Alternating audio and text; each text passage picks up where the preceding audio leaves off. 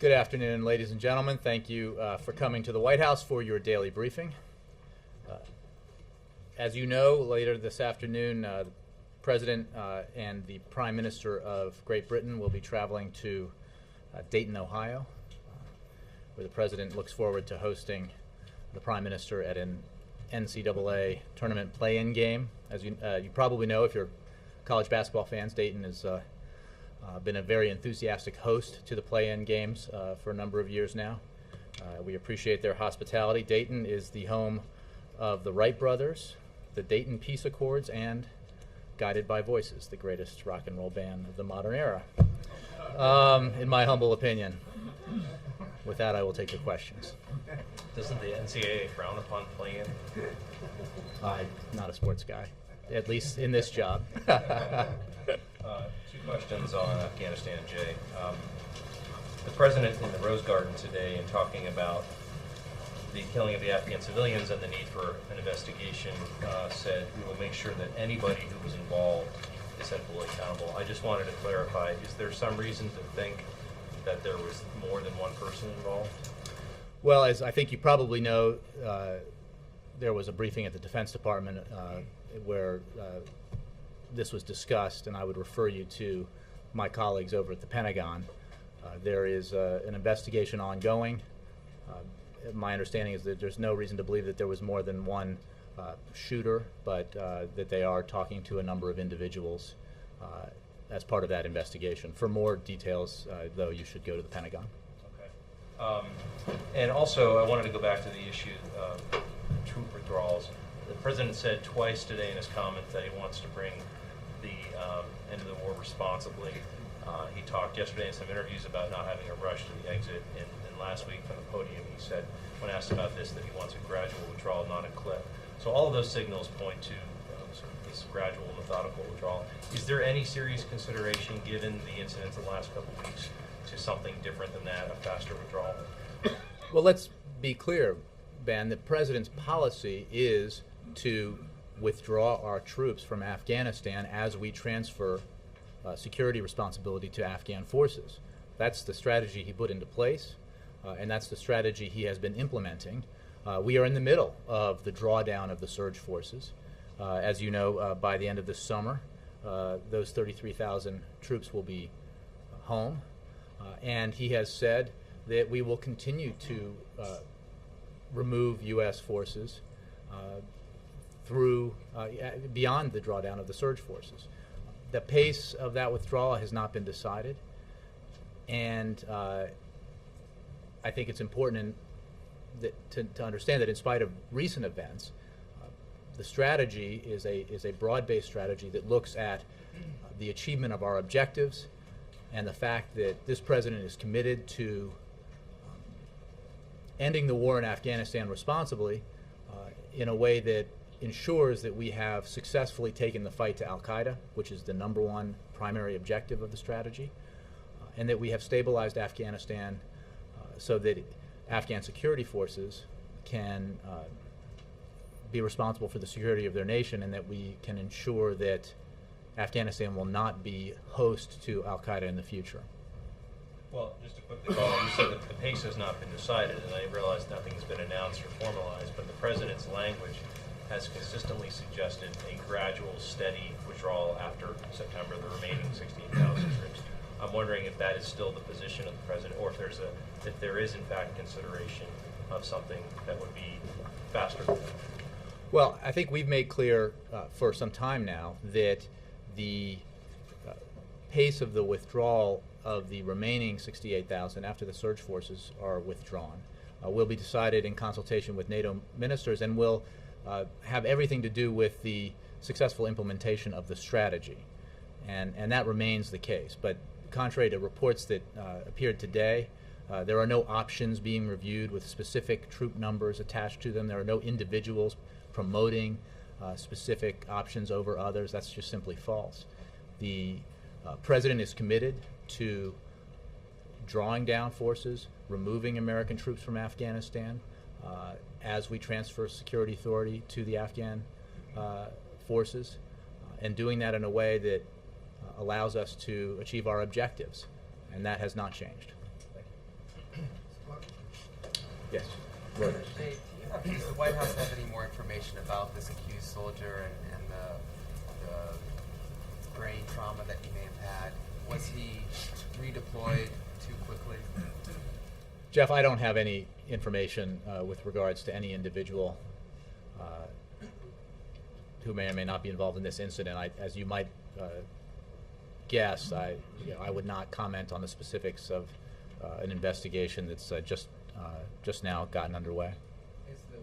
Are you concerned at all about the issue of being deployed or redeployed too early in the light of an incident like this? Again, I can't comment on that in relation to any specific incident like this that's being investigated, and I don't even that answer I don't want to have read as even acknowledgement of the specifics that you stated regarding one individual.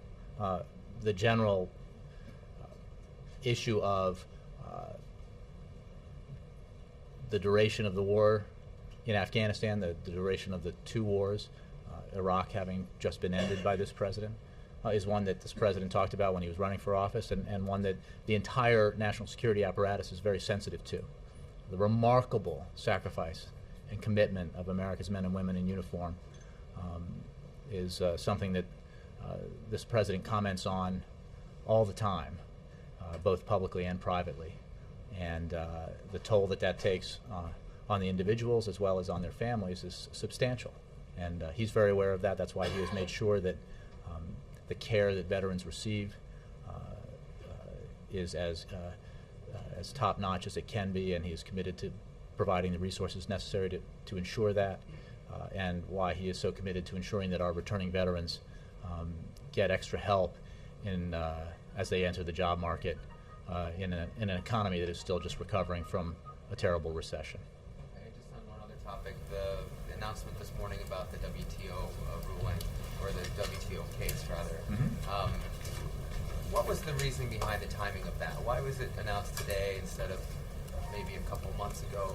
And was the context of the election and the Republican race and the criticism from Republican candidates about Obama's China policy at all a driver for that timing? Well, it was announced today because today the time was appropriate to announce this new trade case. And this trade case that we've taken up at the World Trade Organization against China on the issue of rare earth materials is consistent with the approach this president has taken since he took office. As I think you heard a number of officials say in the past, and I'll repeat, we have taken cases against China to the WTO at a pace nearly double that of the previous administration. That begins going back to the early months of 2009 when we took the case on Chinese tires and won it. And the result has been that 1,000 Americans have had help in ensuring that they kept their jobs because of that action. That's the president's commitment to ensuring that America's workers and businesses compete on a level playing field with competitors around the globe, and in this case China, is extremely firm and has been since he took office. And I think that's evidenced by the series of actions that we've taken with regards to China specifically, but also with regards to other countries when it comes to trade fairness. And this is of a piece of that commitment, as is the announcement the President made in the State of the Union address, the establishment of a trade enforcement unit. That's also part of this ongoing effort to make sure that the Chinese understand, again, when it's not aimed solely at China at all, but when there are issues with China, that the Chinese understand that they need to compete on a level playing field, and if they do, then we have no problem with that. And we certainly feel that given that opportunity, that our workers, our businesses will be highly competitive. And when you're talking about rare earths, I mean, these are important materials because they're the materials that are essential to technologies like cellular phones and hybrid vehicles and advanced batteries. I mean, these are markets and technologies and industries that the United States of America needs to dominate in the 21st century if we are going to succeed and have an economy built to last. But do you feel you have to emphasize the president's record because of Republican criticism about it? Well, no, because I guess you could say that we've been doing that for 3 years because of anticipating criticism about it. The fact is we've been at this for 3 years because it's the right thing to do. And we made that clear on the President's trip to Asia not long ago, late last year. And he's made it clear, and this administration has made it clear from the very beginning, from early 2009, again, citing that very early case at the WTO against China. So it's an ongoing effort, and this is just part of that consistent effort to make sure that our businesses, our workers, have a fair shot at competing globally. Yes, sir. I wonder if you could respond to comments made yesterday by the Senate's #2 Republican, John Kyle. He said in terms of the Afghanistan strategy laid out by the president's been AWOL and he's been apologetic. And I'm wondering if you can sort of offer any comment about that? I didn't see those comments. I think everyone who has been covering Afghanistan understands clearly that when this president took office, he inherited a war in Afghanistan that had been adrift, that had lacked a focus. I remember the vice president saying that when he went out during the transition to Afghanistan on behalf of the president-elect, that he came back and was able to report that if you asked 10 of our people on the ground in Afghanistan what the mission was, you would get 10 different answers. The president was committed to change that and committed to focusing again our efforts in Afghanistan on our primary objective, which after all was Al-Qaeda, and that had been lost. I don't think there's any doubt, and I'd be amazed if Senator Kyle could express a doubt that this president has taken the fight very directly and effectively to Al-Qaeda, and that is absolutely a result of his very focused, very clear-eyed strategy in Afghanistan and in the Afghanistan-Pakistan region. This is a challenging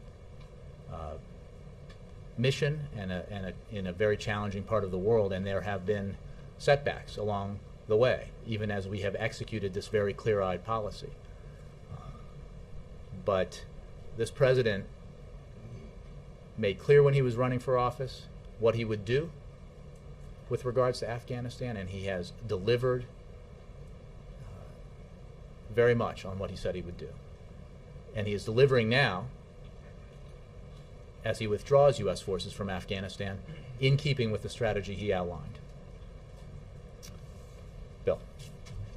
Before you start, did anybody? I just want to make, if anybody has not yet seen Bill Plant's piece on Selma, Alabama, they ought to check it out. Bill, you may not know, covered the original events in Selma and was back there last weekend, and it was really worth watching. I'd check it out. Sorry to embarrass you. Go, Bill. Thank you for that.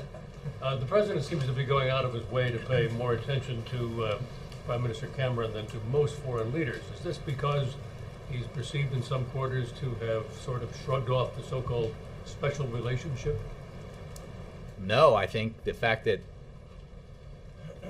we are hosting the Prime Minister in the manner that we are demonstrates the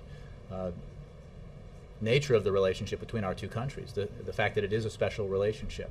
And I think that was evident by the manner in which President Obama was hosted in London last year. And this is a great opportunity, as the President sees it, to reciprocate for that remarkable hospitality. And he looks forward to this visit very much. And setting aside those formalities and the social nature of it, the dinners and things, this is an extraordinarily important relationship. I think we were speaking about China, and our relationship with China and our trade relationship with China is extremely important, but let's not forget that the United Kingdom invests 140 times the amount of China in the United States. I don't think most people know that. And the UK is a key ally across the globe, in Afghanistan, in our efforts in Libya, in Syria, around the globe, in the Middle East. So I think the nature and the trappings of the visit are very appropriate given the kind of relationship we have with Great Britain. Well, not everybody gets to watch basketball with the president. But I think it's reflective of the kind of relationship that we have with the United Kingdom and that previous presidents have had with previous prime ministers. It's the nature of the relationship between the two countries that I think is reflected by the itinerary that's been developed for this trip. And I don't think it's a surprise to anyone that this administration wants to continue to build on that very long-standing, very special relationship. You've forgiven them for burning the White House? Almost. Ed.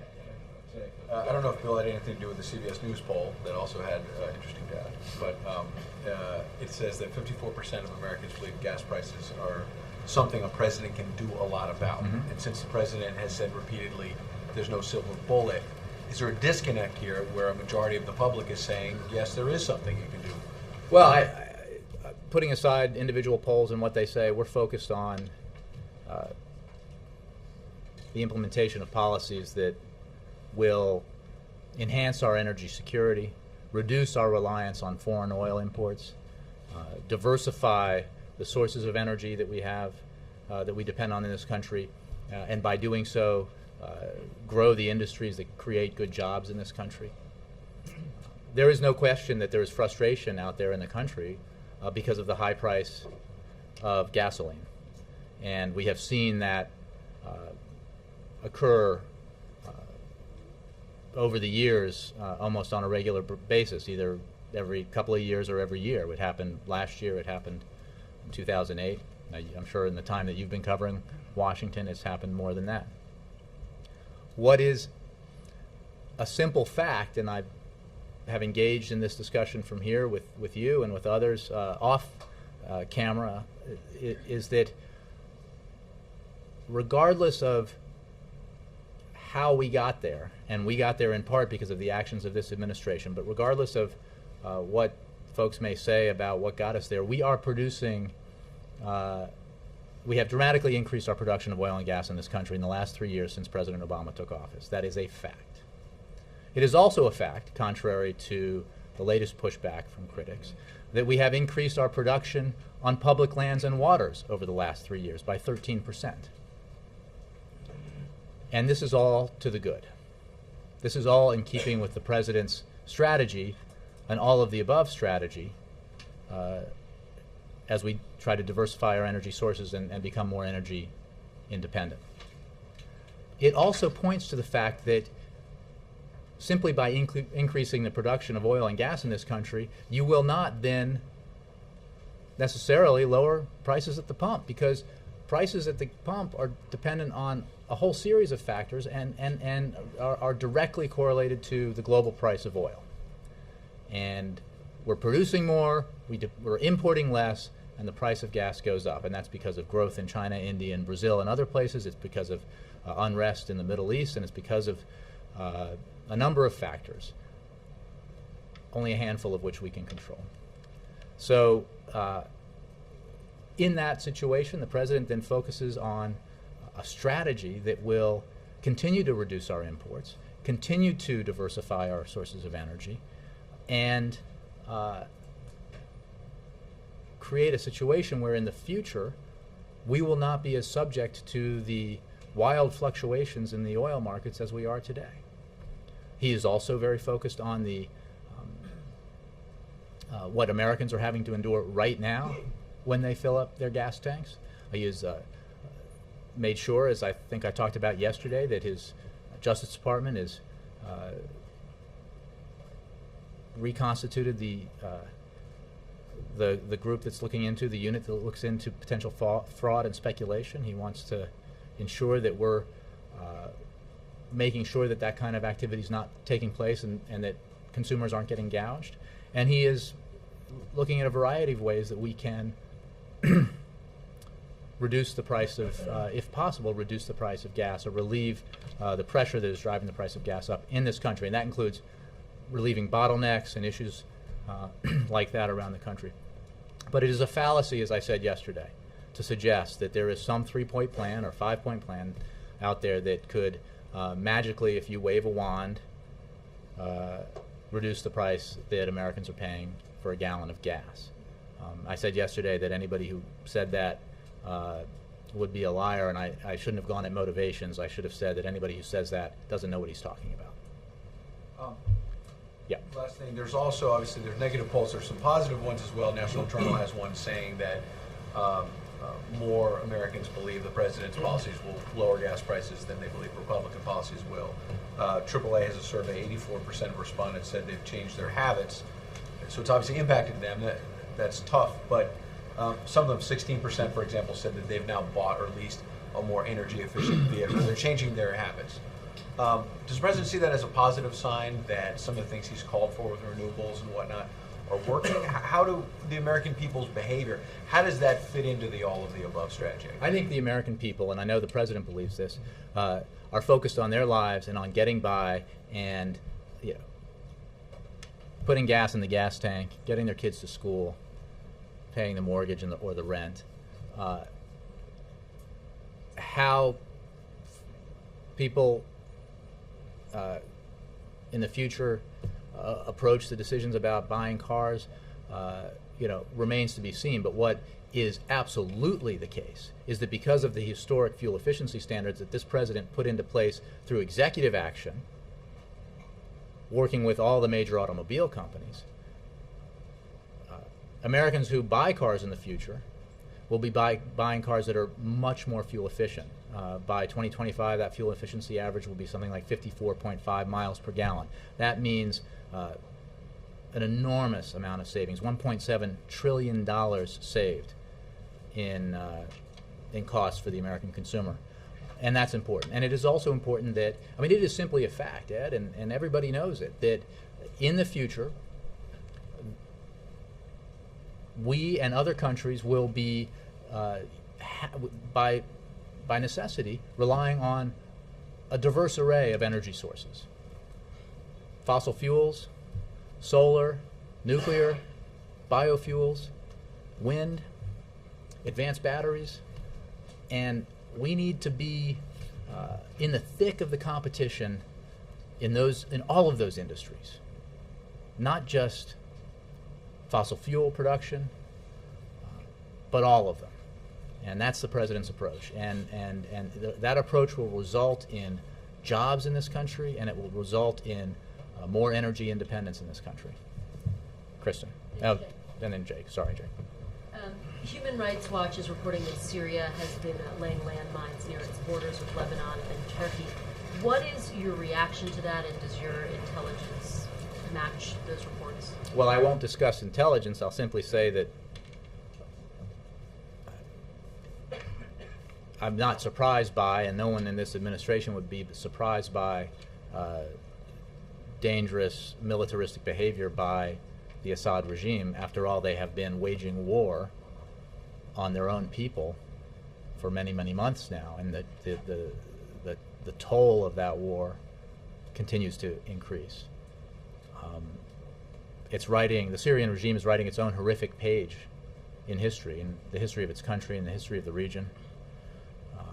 And we continue to work with our international partners and allies through the Friends of Syria to pressure Assad, isolate Assad, to make clear to the world that Assad's actions are intolerable and that Syrians deserve a better future. We're working with our partners to try to get humanitarian assistance to the Syrian people and to try to bring about a resolution that results in Assad no longer being in power and the Syrian people being able to decide the fate of their country.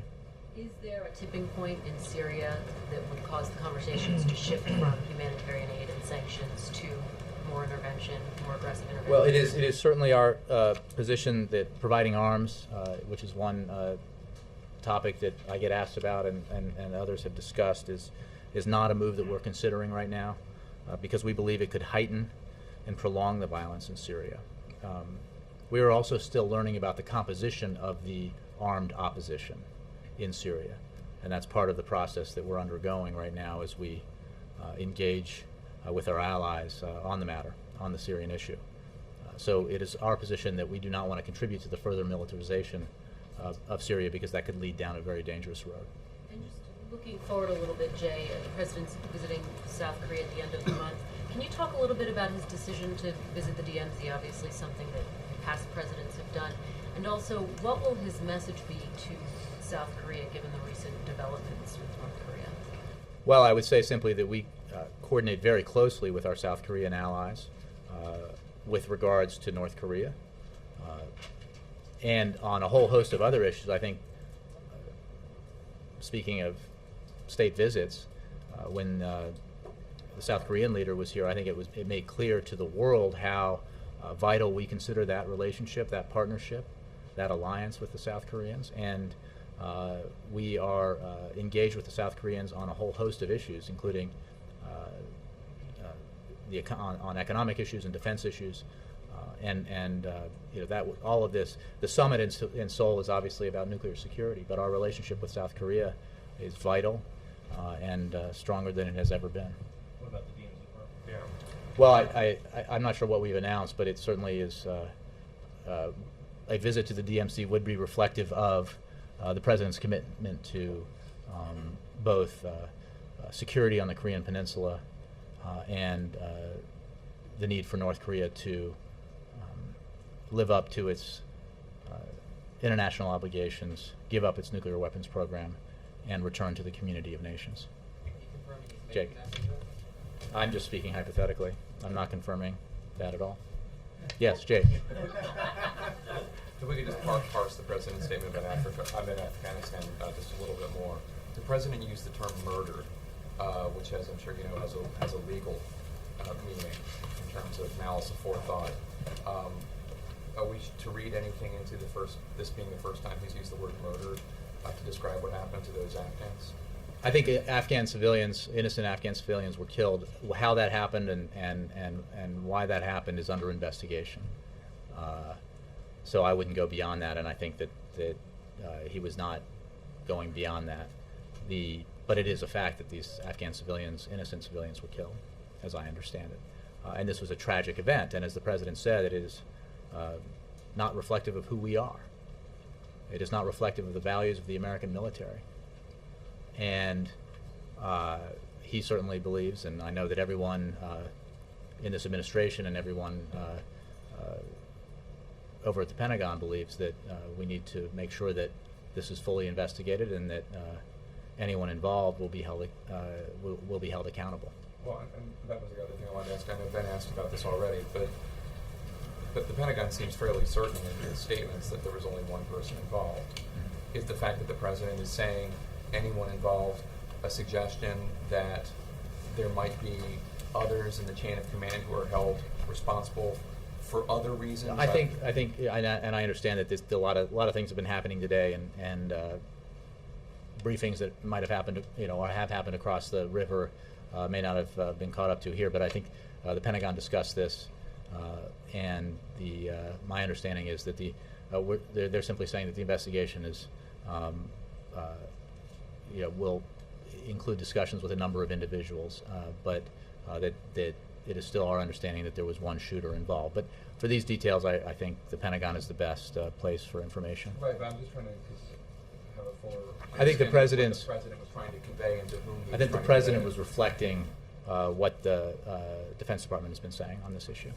So it's just not to suggest that anybody else was involved, but not to preclude any conclusion that might come out of the Pentagon investigation. I think that's right. He's making clear that the investigation needs to take its course, that can't make prejudgments about it, and that anyone who might have information about it will be spoken to as part of the investigation. But beyond that, I think the Defense Department is probably the best place to go. The only reason I ask is because obviously some of the initial reports from the villages involved were that there were, and there might have been misunderstandings from seeing troops that were looking for this soldier or troops that were trying to find out what he had been doing. But there were initial reports, specifically I think to Reuters, in fact, from villagers, that there had been more than one soldier involved. I understand the military doesn't think that's true, but when the President gives an open-ended statement like that, Well, feeds into the President's statement was reflective of the fact that, as the Pentagon is making clear, investigators continue to work closely with Army and Afghan authorities. They also continue to interview a range of individuals with potential knowledge of these attacks. And I don't have further information about the nature of those interviews. Initial indications continue to indicate that there was one shooter. So I'm not, I want to be clear about that, but I also want to be clear that the investigation will include interviews of a range of individuals with potential knowledge. Mark. Jay, can I circle back to something you said at the very beginning in answer to Ben? You said it was totally false to assert or report that there were officials in the administration advocating specific numbers for troop withdrawals. And I want to just make sure I understand that correctly. Are you saying by that that there is not a debate internally over the pace of withdrawal or whether withdrawal could be accelerated? Because that would run counter to previous troop debates where there's always been a very vigorous debate between those who want to be aggressive and those who argue for being somewhat more cautious. Well, I can tell you that, I can't account for every conversation that's happened around the water cooler or in front of the takeout window at the Navy mess, but I can tell you that the report that there are 3 options being considered is absolutely false. I can tell you that the report that a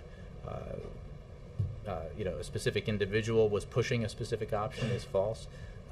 There is no specific option or specific policy at this point. These are, this will be the product of ongoing discussions with our NATO allies. I can't really account for the nature of some of the reporting on this, but I can tell you that the specifics that I just raised are inaccurate. Just one more question on this. Is that to say then that the notion of an accelerated withdrawal has not come up in policy deliberations, or the phrase option, which could imply something very formal that's laid on the table? I think we have made clear that the President, as part of his policy, will, the President's policy will result in the bringing home of 33,000 troops by the end of this summer. Then, as per the decision made by NATO at Lisbon, the full transition to Afghan security lead will take place by the end of 2014. The President has made clear that American troops will continue to be drawn down after those 33,000 are withdrawn. But the pace of that drawdown will depend on assessments made by commanders, by the President, by our NATO allies. And there is not a discussion about specific numbers or specific options at this time. It's simply not accurate. So we are in the midst of bringing those 33,000 home. It is certainly premature to talk specific numbers about the timing of drawdowns beyond that. Brianna. Jay, to follow on that, the general concept of an accelerated drawdown, is that being discussed? Well, I think I just got that question. Again, I can't account for every conversation that might take place, but I'm saying in an official atmosphere or an official meeting, we are focused on the implementation of the President's Afghanistan strategy, which is all about the fight against al-Qaeda, the stabilization of Afghanistan, and the gradual withdrawal of U.S. forces, in this case the surge forces. And that is happening and will continue to happen. The NATO summit is really not all that far out when you think about it. It's hard to believe that in concept this isn't being discussed. I can assure you that the nature of our deployment in Afghanistan, how that deployment will look beyond the end of the withdrawal of the surge forces will obviously be a discussion with our NATO partners. But there is not now, and there will not be at the NATO meeting, an announcement of a number or a troop withdrawal schedule. That is not the purpose of the discussions. And again, I can't say I'm privy to every conversation that's taken place in every corner of this building, but I can tell you that The overall policy is focused on implementing the strategy the President put in place, which, by the way, and this is important that everybody understand, has as its component the withdrawal of 33,000 U.S. troops by the middle of September. So even as we continue to transfer security authority to the Afghan forces, as we continue to take the fight to Al-Qaeda, and we continue to stabilize regions of Afghanistan. If I can ask on the rare earth minerals, Senator Schumer and 3 other Democratic senators are urging the administration to do more than the president announced he was doing today. Specifically, Senator Schumer advocates urging the World Bank to block financing for Chinese mining projects and for the Interior Department to block Chinese-funded mining projects in the U.S. Why not do those things in addition or instead of what you're proposing? What the President announced today was the action that we are taking. And the action at the WTO is part of a consistent effort and a stepped-up effort in comparison to the previous administration in taking cases to the WTO that have to do with unfair trade and reflect this President's commitment to ensuring that American businesses and American workers get to compete on a level playing field. This is a very strong action and reflects that commitment that this President's held since he took office. Now, without getting into specifics of this case, because I don't want to speculate about other actions, you can be sure that this administration is focused on leveling the playing field through a variety of means, including our dialogue with the Chinese and other countries where we have issues, trade issues between us. So this is a multifaceted effort. But the announcement today is a serious announcement. And again, the measure of that is evident by the actions the administration has taken with the WTO in the past and the result of those actions that have had significant benefits for American workers here in the United States. Does this undercut the President's trying to do something when it comes to trade practices with China, to have Democratic senators essentially criticizing him or saying he's not doing enough? Well, I think that the fact that leaders in Washington take this matter very seriously should not be lost on our trading partners around the globe. We believe that we ought to be able to compete on a level playing field. That's what this action is about. That's what the action with regards to tires was about, and the many other activities in this space that we've engaged in. So I can't speak to specific reactions by foreign governments, but the comments that you reference, I think, reflect a general desire to see a more level playing field for U.S. companies and U.S. workers. All right. And then Roger. With the healthcare case coming up before the Supreme Court, can you talk about how important this is to the President, how closely he's planning on following the arguments as he met with justice officials who are involved in it?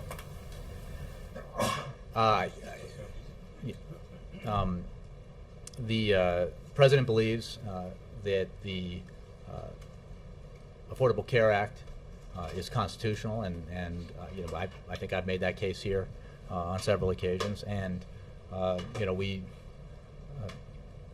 believe that and hope that the court will recognize that and uphold it. But beyond that, we're focused on the implementation of the Affordable Care Act, which is already providing significant benefits to millions and millions of Americans, to young Americans who have insurance that they otherwise would not have had, to seniors who are getting access to preventive services that they would not have had access to, or free preventive services they would not have had access to, seniors who are enjoying huge savings on their prescription drug bills, and the like. So we're focused on the implementation. There are a lot of milestones along the way in the implementation, and that necessitates a lot of focus on behalf of the healthcare team. And you know, the case itself will leave to the Supreme Court, and I believe, in fact, that we'll be traveling on, as I understand it, on the day or the days of those arguments. So he hasn't met with folks at the Solicitor General's office, or I don't believe he has, not that I'm aware of.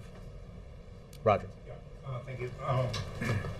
Going back to Jeff's question about China and the WTO actions and the politics of it, the announcement comes on a day of the Republican primaries. It comes when the critics have been saying the president hasn't stood up to China enough. One of the analysts in town who's been covering the rare earth issues says, I think it's transparent he's doing this now for electoral purposes. Can you respond to that? Well, I'll just respond in the way that I've responded already, which is ridiculous unless you think that the president and all the actions that he took were taken for those reasons, even in the first few months of his administration, which is, of course, patently absurd. The president's commitment on this has been evident from the very beginning, and this is simply part of that effort. The fact that it takes place on the day when there are Republican primaries, competitive Republican primaries, I mean, you know, throw some spaghetti at a calendar and find a day when there isn't a competitive Republican primary, and it's possible that could be the case for many weeks going forward. I don't know, but you know, we're focused on the, you know, president's schedule is a complex organism, and this was the appropriate day to do it. He has a important ally coming into town, the Prime Minister of Great Britain. He has a state visit, an official visit rather, and a state dinner tomorrow night, and certainly many other matters to attend to. So that the timing of this had everything to do with his schedule and the fact of the case, and not politics. Well, I guess the follow-up, the rare earth thing has been around for at least 2 years, maybe 3. Well, does it take that long for it to? Sure. Ask, I mean, ask you, WTO because to, there's an issue. I mean, there are various steps in how these things are developed, and then the decision is made a pretty consequential decision and serious decision is made to take a case to the WTO. You don't do that on the first day that you discover you have a problem, and that I mean, I don't think that's a surprise. So, I mean, the specifics of, you know, I would refer you to the agencies involved, but. Of course, this is a very thought-out process by which you make the decision to take a case up, and then you make that case in the presentation. No politics involved. I think I've answered this. Again, Chinese tires to start. Donovan. Just slight follow. Does this have anything to do with the discussions with the Chinese vice president that was here recently? Is this something that the president or the vice president discussed with him? And if so, was there some turning point in those discussions that led them to believe there was not going to be further cooperation?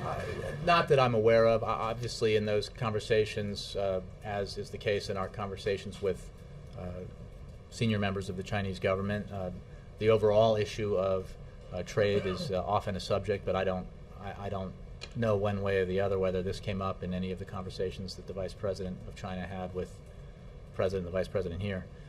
No, I mean, this is, as Roger points out, this has been an issue of contention for some time. So and there have been discussions, I'm sure, at a variety of levels about it with the Chinese. So and those discussions and the course of the problem have led us to this point where the president announced a new trade case on the issue. Yes, Jared and Steve. No. I can't really tell who you are yet with your new beard. Yeah.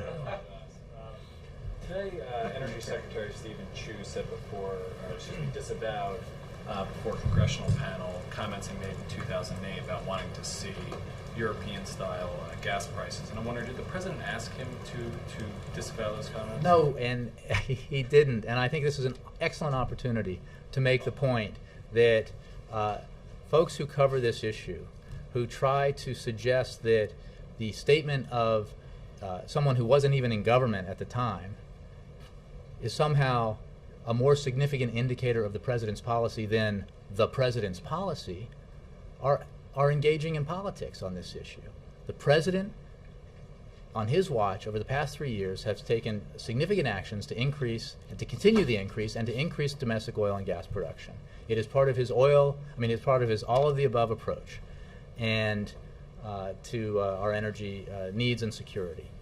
And I know that it's part of the fun for folks to find these quotes and suggest that they have some deeper meaning, and maybe that would be the case on day one of a presidency. But we're in the 4th year of this presidency, and this president has a very clear record of aggressively pursuing domestic oil and gas production in a safe and responsible way on public lands, and as well as private, and ensuring that it continues on private lands and waters, and in pursuing aggressively alternative energy industries, so that we can compete globally in the future on those in those industries. Pursuing on his watch, after all, we have now permitted the first nuclear power plant in 30 years. We are well on our way towards doubling our renewable energy production. We are less dependent on foreign oil now by a significant measure than we were 3 years ago. Those are the facts. So I saw right before I came out here the comment that you made, and I certainly think it's that you can report on that based on the energy secretary. But let's be clear about what the president's policy is. He's doing now because of I would ask Secretary Chu. I mean, I think that partly because of what I'm saying, there has been an attempt, a largely partisan attempt, to try to take comments like that and pretend that those are policy, when in fact the policy reflects the contrary. Steve. Could you talk about why the president thought it was important to come out again today, very publicly, to talk about the Afghan shooting, particularly his comments directed to the Afghan people? I mean, is there concern that U.S. troops could face reprisals? Did he feel the need to sort of give some cover to Karzai? Is there some kind of... No, look, I think it's a fair question. I think obviously the president was asked this yesterday in some regional TV interviews and addressed this issue, but he hadn't spoken to you in the national press and the White House press corps. And he felt, and we felt, it was important that given the tragic events and rather dramatic events of Sunday, that he addressed the issue with you here. So it is also the case that he wanted to clearly express publicly what he did about his condolences to the Afghan people, as he did in his phone conversation with President Karzai. But I wouldn't read more into it than that. Yes. Sorry, last one. Willing to bring out a trade war with China, while Romney say this is the last thing he want to see. So what's the stand of the White House? Is White House worried about the trade war with China? This administration's focused on our very important relationship with China. We, as the president said, we believe that China's rise is a good thing for the Chinese people and for the global community, a good thing for the United States. It is also important that as China becomes a bigger and bigger economic power, that China play by the same set of rules that other major economic powers play by, and that's the approach the president has taken. It's not one or the other; it's both. It's absolute engagement, and it's a very important and complex relationships on a whole host of issues. It is also, when we have differences, as we do in this matter, making them clear and taking action on them. Thanks for. Also, the China Commerce Minister believes the bill that the president signed into law today actually not only breaking the WTO rules, but also sort of violate the U.S. domestic trade laws, which American treasure most. Well, I haven't heard those comments. Obviously, the president signed the bill because he thought it merited signing. So I don't have any comments with regards to that official statements. Thank you. Thank you.